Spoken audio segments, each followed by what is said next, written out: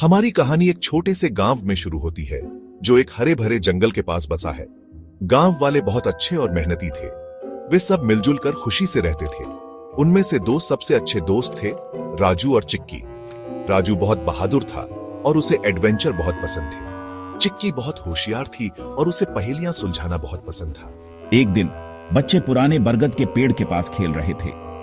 यह पेड़ गांव के किनारे पर था और इसकी शाखाएं आसमान की तरफ जाती थीं। दादाजी अक्सर उन्हें इस पेड़ के नीचे कहानियां सुनाते थे।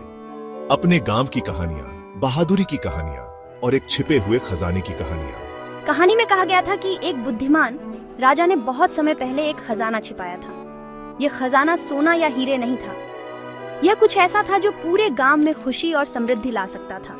यह खजाना उनके गांव से बहने वाली जादुई नदी के पास छिपा हुआ था। राजू और चिक्की इस छिपे हुए खजाने के बारे में बहुत उत्सुक थे। वे इसे ढूंढने और अपने गांव की मदद करने का सपना देखते थे। सोचो हम कितने सारे अच्छे काम कर सकते हैं। हम एक स्कूल और एक लाइब्रेरी बनवा सकते हैं। यह नदी कोई साधारण नदी नहीं थी। यह नदी चमकती थी और कहा जाता था कि इसके पानी में जादुई गुण थे।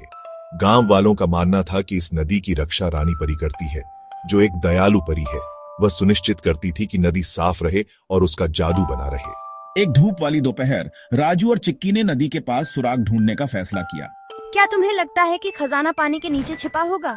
शायद यह उस पुराने आम के पेड़ के नीचे दबा हो। जैसे ही वे खोज रहे थे, उन्होंने एक सुंदर तितली देखी। इसके चमकदार पंख थे, जैसी तितली उन्होंने पहले कभी नहीं देखी थी। तितली उनके चारों ओर खेलते हुए उड़ी और फिर उन्हें जंगल में और अंदर ले गई। क्या तुम्हें लगता है कि यह हमें कुछ बताने की कोशिश कर रही है? तितली उन्हें एक खुले मैदान में ले गई। वहां कमल के फूल पर बैठी रानी परी थी। उसके बालों में फूल लगे हुए थे और उसके चेहरे पर एक प्यारी सी मुस्कान थी। स्वागत है बच्चों। मुझे पता है कि तुम छिपे हुए खजाने की तलाश में हो, लेकिन इसे पाने के लिए तुम्हें मेरी पहेली सुलझानी होगी। फिर रानी परी ने पहेली सुनाई। मेरे पास शहर है लेकिन घर नहीं है। मेरे पास पहाड़ है लेकिन पत्थर नहीं है। मेरे पास पानी है लेकिन मछलियां नहीं है। मैं क्या हूँ? राजू और चिक्की ने एक दूसरे को देखा। वे उलझन में थे। पहेली बहुत मुश्किल थी। उन्होंने बहुत सोचा। उन्होंने अपने गांव, नदी और जंगल के बारे में सोचा। मुझे पता है इसका जवाब। ये एक नक्शा है। तुम सही हो बच्चे। खजाने का नक्शा सबके सामने छिपा हुआ है, लेकिन सावधान रहो, तुम अपनी खोज में अकेले नहीं हो। वह गायब हो गई, बच्चों को एक नए उद्देश्य और थोड़ी सी चिंता के साथ छोड़कर। जंगल में गहराई में एक शरारती बंदर रहता था जिसका नाम बादशाह बंदर था। वह अपनी चालों और केले के प्रति अपने प्यार के लिए जाना जाता था। उसने भी खजाने की कहानी सुनी थी और उसे अपने लिए चाहता था। बादशाह बंदर राजू और चिक्की को देख रहा था। उसने रानी परी की पहेली और उसका जवाब सुन लिया। उसने बच्चों को धोखा देने और पहले नक्शा हासिल करने का फैसला किया। वह पेड़ों से नीचे झूला और उनके सामने प्रकट हुआ। उसकी आंखों में एक शरारती चमक थी। नमस्ते बच्चों, मैं बादशाह बंदर हूँ, इस जंगल का रक्षक। वह झूठ बोल रहा था।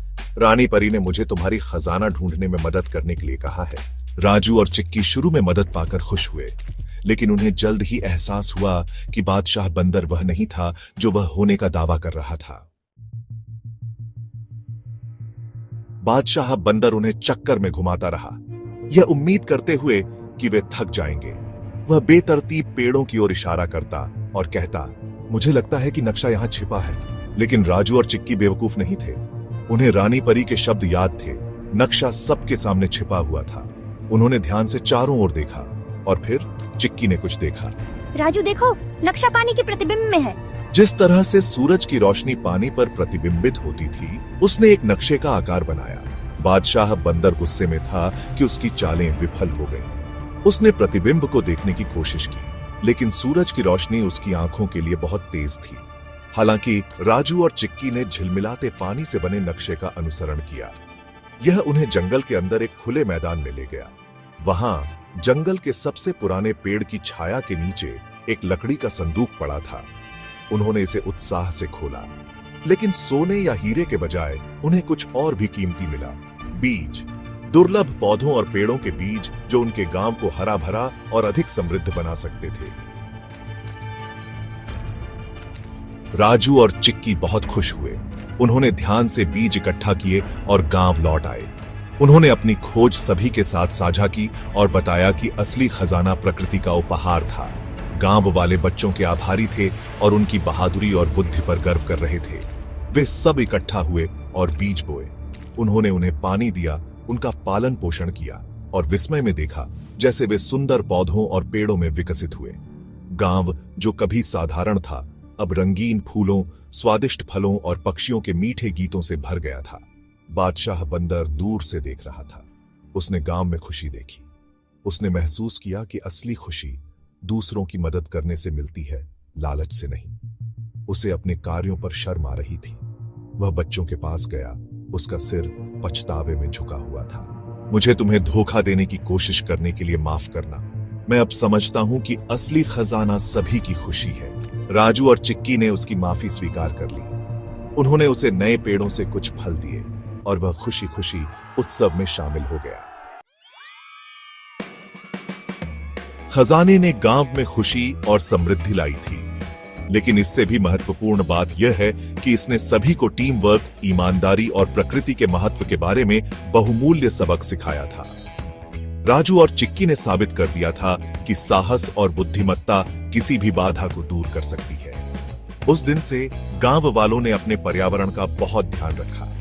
उन्होंने और पेड़ लगाए, अपनी नदी को साफ रखा और प्रकृति के साथ तालमेल बिठाकर रहे।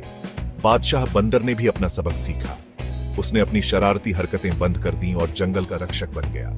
कीमती पेड़ों और जानवरों की रक्षा करता रहा और इसलिए छिपे हुए खजाने की कहानी जारी रही, सभी को याद दिलाते हुए कि सबसे बड़ा खजाना अक्सर भौतिक संपत्ति में नहीं, बल्कि प्रकृति की सुंदरता, दोस्ती की शक्ति और साझा करने की खुशी में पाया जाता है।